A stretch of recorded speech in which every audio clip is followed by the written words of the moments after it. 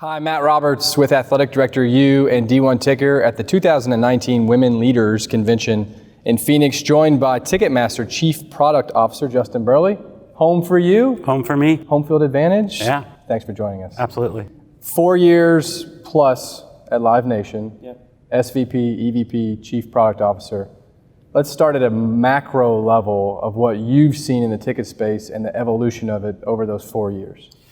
Yeah, it's a good question. You know, I think this industry moves so fast. The fascinating thing for me is, Ticketmaster has a long storied heritage, over 40 years in business. And for us, we sort of had an inflection point a few years ago where we were a 40-year-old ticketing company that had a lot of technology. And we knew that if we were going to keep pace with expectations of fan demands and the way the industry was shifting, we really had to become a technology company that happened to sell tickets. And so for us, the teams wake up every day thinking about those fan experiences rooted in digital and the way the world is headed. We all live on our smartphones and our digital devices, and that sort of frames how we think about the things that we're building and what we're leaning toward. Digital. Everybody seems to be heading to digital tickets. Some people would say finally. Yeah. Some fans maybe still stuck in the past want a paper ticket. Why specifically digital and why specifically now? You talked about smartphones, but let's go deeper there. Yeah, no, I think if we had had this conversation a few years ago, there was definitely a digital divide, a generational gap, if you will, between millennials and Gen X and Yers and boomers. And I think over the last few years, what's changed is, if you want to have a relationship with your grandkids and you're a boomer, you have to know how to use Facebook. You have to know how to use FaceTime. The book of faces. Yes. Exactly. And so what we've noticed is that divide has collapsed. And so the why now is we feel like those generational gaps have closed enough where we have this cross-generational adoption of digital that makes the ramp much, much faster. The reason digital is so important is because, core to our strategy is something that we refer to internally as identity-based ticketing, right? So how do I create a more personalized, frictionless experience where people are used to living their day-to-day lives? One anecdote is, if you think back 10 years, I have 2 young kids, and I used to read them this book, Don't Talk to Strangers, Stranger Danger, Don't Get into a Stranger's Car. Now we literally summon a stranger and get into their car willingly, whether that's Uber or Lyft or anything else. So the world has changed so rapidly, and that's why now's the right time for digital. You're all's product of presence, which the industry understands, but there's this maybe myth that it was born in your garage. True, false here in Phoenix? So while it was not born in my personal garage, Presence was actually born in the Scottsdale office here. Ticketmaster was actually founded in Phoenix. So by 2 ASU students who worked in the box office and just saw how inefficient it was, and they really took ticketing to a digital place. So the company has a long storied tradition here. It's fantastic. We have a couple of hundred people in the Phoenix office, and it is where Presence was born. So let's talk Presence and the importance of it to your all's ecosystem and to your partners' ecosystems now. Yeah, so Presence really for us started a few years ago as a next generation access control and fan engagement platform. And for us, we knew that key to unlocking some of the further innovations like SafeTix and digital ticketing, we really had to have a strong cloud-based, elastic digital foundation, and that was Presence. And so Presence does a few different things. One, it facilitates smooth flow of digital tickets. We give some real-time instrumentation to venue operators so they can see crowd velocity at gates and those kinds of things in real time. But it is the foundation by which our identity-based ticketing strategy was established. You talked about the frictionless experience, so a benefit for fans, the data piece, a benefit for partners. Let's dig in a little bit more on the latter, and if I'm a athletic department who is now using Presence, how is the application of that on a game day beneficial to my understanding what's happening around my venue? Sure. So fundamentally, just from operating your venue on the day of event, Presence gives you real-time insights into, fan ingress velocity. How many scans per minute am I doing? Is that faster or slower than the last game? Have I made a change to security policy or some other operational policy that helped either get fans in the venue more quickly or is slowing them down at the gate? But more importantly, the real crux of identity-based ticketing and presence in that platform is knowing who's in your venue. Because with paper, which was always the problem, there was this great anonymity. And it wasn't uncommon, right? Like you'd show up at a game with a few buddies and what did you do? You handed each of them a paper ticket, right? You might meet in the parking lot or meet up by the gate and the college or the university or any other venue would only ever know you because you were the group leader. They never had an opportunity to engage with some very passionate fans because they were anonymous. And so what digital does is it ties those tickets to a person and to a device and to their identity. And so now you have an opportunity to increase new names to file for donor campaigns or really build a much more deeper alum relationship in that regard. Are partners able to, and we've been talking big data, well, maybe it's not that big data, but in the sense of college athletics, let's use the term big data, for it feels like a decade now. Is Ticketmaster able to help a partner on previously a fan or ticket holder who was anonymous? Can I also now build a profile of who that fan is given other data Ticketmaster has? Yeah, absolutely. So we do that in a number of ways. One is, on average, when an entity or a venue, maybe a school, shifts from paper to digital, about 20% of your attendance number of every single event you have are new names to file. Every game. Every single game. So fans you haven't seen before, right? And then that all feeds back into a client's database, right? About what they know about their fans and who they are. Additionally, we have more live event data than anyone on the planet. And we do have a really strong and talented group of premium services, data analysts, and other marketing capabilities where we can take and leverage the scale of our data with the data that a college might collect and run some really effective engagement campaigns to take that newly identified fan and turn them into a season ticket holder or a revered donor or a suite holder or those types of things. Certainly for years, understanding who's in your venue has been a challenge for lots of marketers out there. What about fan identity at a deeper level through technology, maybe where the next iteration of Ticketmaster innovation is going? Yeah, I think the way that we think about identity is in a couple of core tenets. One, we have deep reverence and value for privacy, right? So you want to use that data in a meaningful and guideful way without, making a fan feel like, whoa, now you're approaching this creepy barrier where you know too much about me. But where we really see that data being leveraged in meaningful ways is, anytime you can take friction out of a fan journey, whether that's, the weather's bad, be prepared, have a parka, it's gonna rain, it's an outdoor stadium, right? There's traffic, this parking lot is full, don't go to that one, save time.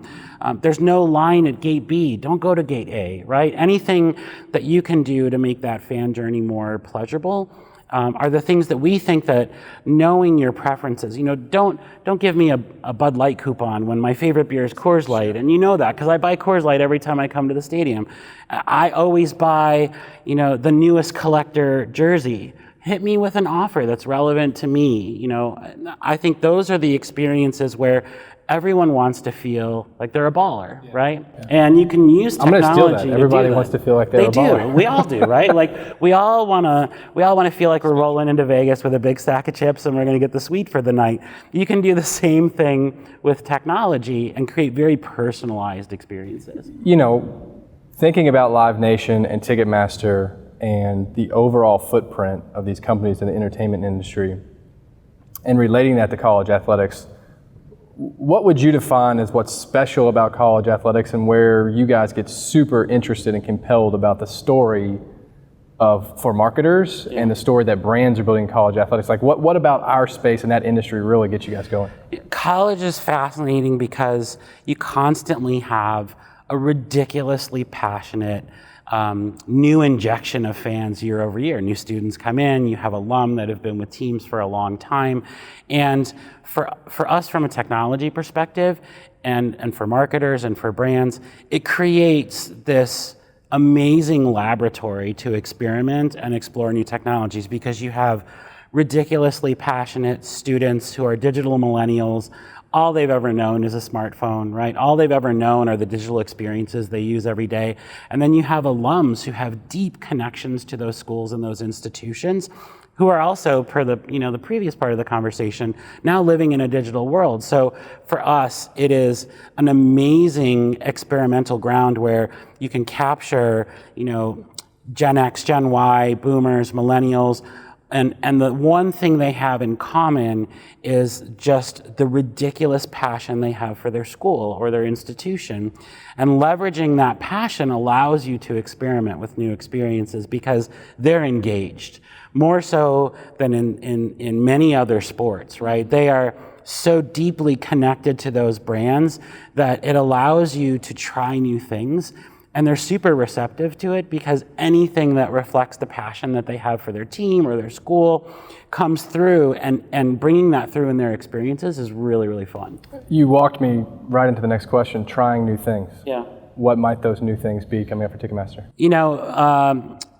We have been doing a lot with a new sort of bolt-on to the Presence platform, which is new kinds of tickets. We call it Safe Ticks. And Safe Ticks really took some well-accepted norms across certain parts of the digital experience and brought them to ticketing. So one is we created, in a deep partnership with Apple, contactless tickets. So the same way you pay for coffee at Starbucks or pick up a prescription at your local pharmacy with Apple Pay, you can now have that tap and go experience as you enter the venue. In addition to that, reducing fraud, because fraud exists so systemically across so many of the sports entities, we also have another kind of ticket, which is a rotating barcode, a rotating token. Changes every 15 seconds, you can't screenshot it, and while it is yours, it is uniquely yours. It's subject to connectivity or not? Subject to connectivity to get it at least one time, but once you have it on your phone, it just continues to rotate. So if there was bad signal at the venue, or you left your phone in airplane mode because you flew in for a game, which happens, you still have your ticket cached locally on your device in a little secure container that we put into the app. And what that allows us to do is, while the ticket is yours, it is uniquely yours. It is tied to your identity and your device. You can still transfer it. You can still sell it to a friend. You can still do all the things you do with normal tickets, but the moment you do any of those things, transfer, sell, we cancel that token and we reissue a new one, sort of protecting the integrity of that ticket. How would you answer the question if there's marketers who watch this conversation and think, I am fascinated with where Ticketmaster is going. And there's this, this Jim Collins and Built to Last about preserving your core, but always thinking about stimulating the overall entity. And so somebody might watch this and go, they are really on the cutting edge of what's next, but man, I really just want my daggone fan to be able to renew their tickets on their phone. That is, so how do you and your team maybe still stay grounded in what you're doing here and now and improving the here and now of the product for partners? Yep. I think, we always understand that, look, ticketing is an industry and live events are an industry and an experience that really haven't changed much since Roman times, right? Like, people would trade a thing to get into a venue to go see an event or some form of entertainment. And you have those long, even, as we made a transition to digital, we knew we had those long 30-year season ticket holders who, even though they have a smartphone, they like that paper. They tear it out of their book, they put it in their front shirt pocket, they walk into the venue, and that's where it stays until they go home and they put it in a frame or a scrapbook. So even in digital ticketing, we have what we call Ticketmaster Smart Tickets, they're still paper, but they have an RFID chip in them. So you can still have a tap and go experience with a very physical object. And we use those too when people have a broken phone or their phone, their screen is cracked or those kinds of things. But I think it's what we take of sort of cultural norms and how we push that into the future. So in the lab now, we're experimenting with some augmented reality things, right? So if I'm a longtime season ticket holder and maybe I'm upgrading my seats and I'm adding a new parking spot, Can I, on my phone, look around, what's the walk going to be like from this new parking spot into the venue? When I get into the venue, what's the view from my seat going to be like? So we're taking things that would normally happen in a sales center or normally happen with a sales rep and bringing those to the phone, that immersive sort of 3D and 4D experience of the venue, and even the grounds surrounding the venue. As as the chief product officer, what next generation idea are you personally most fascinated to see if you guys can make happen to the degree of satisfaction for your partners? Yeah, I think right now for us, the continuation of that identity-based strategy, we've only begun to scratch the surface. Our first goal was eliminating fraud and moving away from paper to digital tickets. But I think where we're going to go next is really in that engagement and fan messaging and communication part of that. How can we help colleges and institutions and venues communicate with their fans and take friction out? I mean, whether that's, I think many times our minds always go to marketing and monetization, and those things are super important. I think they can also go to donorship and fundraising, and I think that they can also go to just being guideful and helpful in the journey. When you take friction out of a fan's experience by giving them the right message at the right time, at the right place, it creates trust, right? And for us, I think, trust is so important to what we do. People know that when they buy a ticket from Ticketmaster that it's legit. It's not going to be fraudulent or invalid or stolen or sold on Craigslist. People have an immense amount of trust, and we take that very seriously. Where I would like to see us go, if I'm looking 5 years out, 10 years out, I would love to have a day where I don't ever have to take my phone out of my pocket. Just with proximity and technology and new radios and chips that will come in phones over the next half decade, if I'm carrying beer and nachos and the jersey I just bought, I should just be able to walk through a portal and have it turn green and let me go on my way, right? Because it's my phone in my pocket with my identity and my ticket. So there are mad scientist things that we think about in the future, but fundamentally, I don't think that technology can ever replace actually being there. Sure. And so there are lots of discussions about virtual reality and watching a game online, and those things will certainly happen, but you can't replace those 2 hours of live. We've all continued to read about attendance at college football specifically and the challenge that a lot of CMOs are facing out there. And butts in seats is a metric that every one of those senior associate ADs for external or executive associate for external are looking at as soon as the game's over or Sunday morning after a game. Can you give us an example? What's maybe one data point that you look at internally at Ticketmaster to gauge the effectiveness of some of these products and or your team? Yeah, absolutely. I mean, attendance is a leading indicator, right?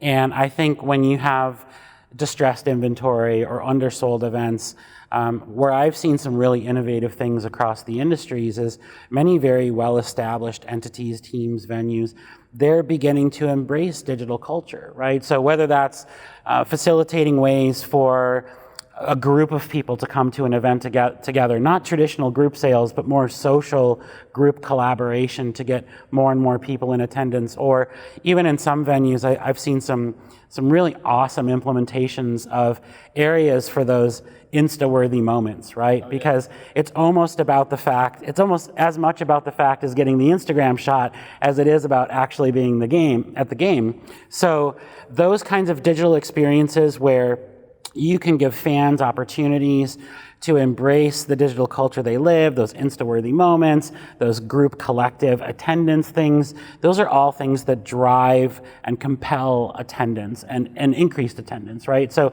the content is the content, but I think if you look at Penn State, for example, Penn State was one of the first colleges to implement SafeTix. And they're beginning to use all of the data they're collecting from an identity perspective to then append that data with some of the data we can provide and some of the data they can get out in market to really start to craft how they're talking to their fans, because you don't talk to a digital millennial the same way you talk to a 30-year alumnus, right?